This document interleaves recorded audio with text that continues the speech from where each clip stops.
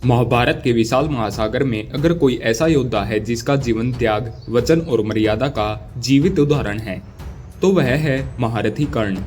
कर्ण जिसका जन्म ही एक रहस्य था, जिसने अपनी पूरी जिंदगी एक सच छुपाकर बिताई और जिसने अंत तक अपने जीवन के सबसे बड़े लाभ, सबसे बड़े अधिकार और सबसे बड़े अवसर को सिर्फ इसलिए ठुकरा दिया क्योंकि उसके लिए वचन और मर्यादा किसी भी लाभ से बढ़कर थे।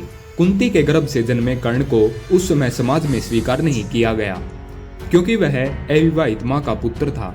मां ने लज्जा और समाज के डर से नवजात शिशु को नदी में बहा दिया। भाग्य ने उसे अधिरथ और राधा की गोद में ला बिठाया, जो एक सारथी के घराने से थे।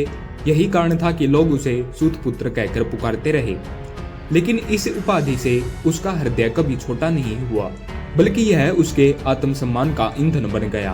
कर्ण के भीतर असाधारण प्रतिभा थी। वह धनुर्विद्या में इतना कुशल था कि सूर्य की किरणें भी उसके बाण के आगे झुक जाएं। लेकिन समाज के नियम और जन्म का कलंक उसकी राह में दीवार बनकर खड़ा था। जब वह गुरु द्रोणाचार्य के पास शिक्षा लेने पहुंचा तो उसे सिर्फ इसलिए अस्वीकार कर दिया गया क्योंकि वह राजवंश का नहीं था। इस अपमान ने उसके भीतर एक आग जला दी। आग यह दिखाने की कि किसी का जन्म नहीं बल्कि उसका कर्म उसे महान बनाता है। कर्ण ने हार नहीं मानी। वह भगवान परशुराम के शरण में पहुंचा, लेकिन वहां भी उसने अपने लक्ष्य के लिए सत्य को छुपाया। उसने खुद को ब्राह्मण बताया ताकि परशुराम उसे शिक्षा के रूप में स्वीकार करें। परशुराम ने उसे दिव्य अस्त्र विद्या सिखाई और कर्ण भी दिन रात साधना करता रहा, परंतु नियति को कुछ और ही मंजूर था। एक दिन जब परशुराम कर्ण की गोद में सिर रखकर विश्राम कर रहे थे, एक बिच्छू ने कर्ण की जांघ पर डंक मारा। कर्ण ने दर्द सह लिया, एक आह तक न निकली ताकि गुरु का विश्राम न टूटे। जब परशुराम को यह पता चला तो उन्हें विश्वास हो गया कि कर्ण ब्राह्मण नहीं हो सकता, क्योंकि इतना सहनशील शरीर एक अक्षत्रिय का ही हो सकता है। और फिर परशुराम ने क्रोधित होकर उसे श्राप दे दिया।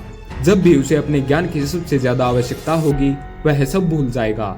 यह श्राप उसकी पूरी जिंदगी की सबसे बड़ी पीड़ा बन गया।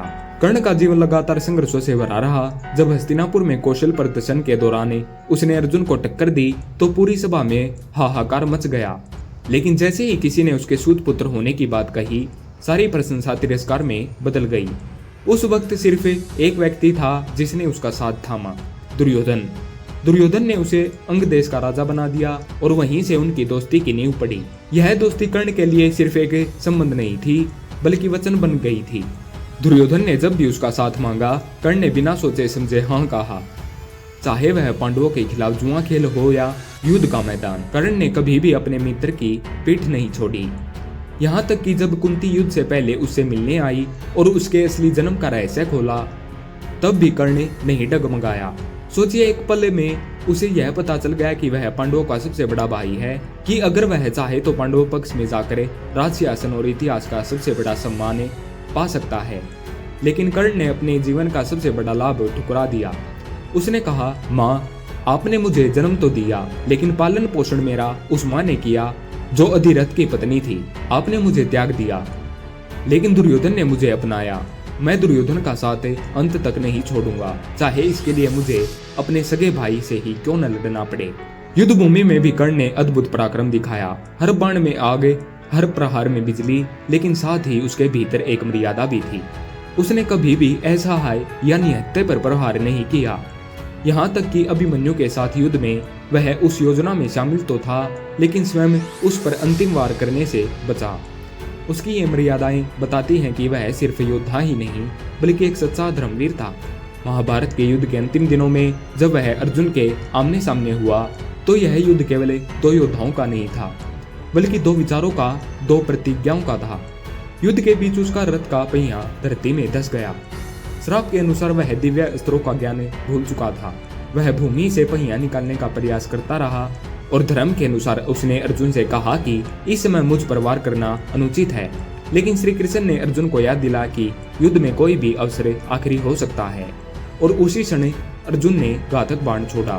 कर्ण धराशायी हो गया। लेकिन अगर हम गहराई से देखें तो कर्ण की जीत उस दिन भी हुई। वह युद्ध तो हार गया, लेकिन उसने अपने जीवन का वचन, अपनी दोस्ती, अपनी मर्यादाएं नहीं छोड़ी। उसने अंत तक वही किया जो उसके सिद्धांतों के अनुसार सही था। कर्ण हमें यह सिखाते हैं कि जीवन में सच्ची जीत यह नहीं है कि हम कितने पुरस्कार, कितनी संपत्ति या कितना पद पाते हैं। सच्ची जीत यह है कि जब जीवन हमें सबसे बड़े लाभ का लालच दे, तब भी हम अपने सिद्धांतों और वचनों से समझौता न करें। आज के समय में जब लोग छोटे छोटे लाभ के लिए रिश्ते, ईमानदारी और विश्वास तक बेच देते हैं, कर्ण की कहानी हमें याद दिलाती है कि इंसान का असली मूल्य उसके संबंध में, उसकी प्रतिज्ञा में और उसके धर्म में है।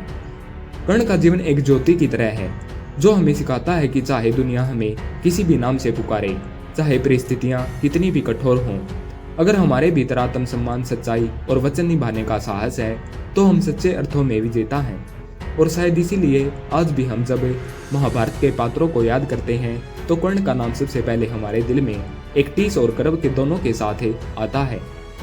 टीस उसके अन्यायपूर्ण जीवन की और गर्व उसके अटूट वचन और मर्यादा की। कर्ण सिर्फ महाभारत का योद्धा नहीं था, वह एक जीवित प्रेरणा था और हमेशा रहेगा। धन्यवाद।